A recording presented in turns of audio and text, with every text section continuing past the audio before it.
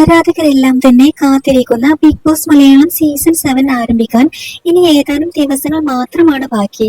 August 3-ന് ഷോയുടെ grand launch നടക്കുമെന്നാണ് റിപ്പോർട്ടുകൾ വരുന്നത്. സീസൺ 6 വലിയ വിജയമായിരുന്നുവെങ്കിലും കടുത്ത വിമർശനങ്ങളായിരുന്നു നേരിട്ടത്. എന്തായാലും ഇത്തവണത്തെ ബിഗ് ബോസ് മലയാളം സീസൺ 7-ലേക്ക് രേണു സുധി എത്തുന്നു എന്നുള്ള വാർത്തകളാണ് ഇപ്പോൾ വന്നുകൊണ്ടിരിക്കുന്നത്. വിവാദ താരമായ രേണു സുധിയുടെ പേര് പ്രഡിക്ഷൻ ലിസ്റ്റിൽ വന്നുകൊണ്ടേയിരിക്കുകയാണ്.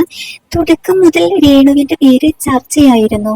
എന്നാൽ ഇതുവരെയും തന്നെ ബിഗ് ബോസിലേക്ക് വിളിച്ചിട്ടില്ല എന്നും വിളിച്ചിട്ടില്ല എന്ന് ആവർത്തിച്ച് പറയുകയാണ് രേണു സുധി.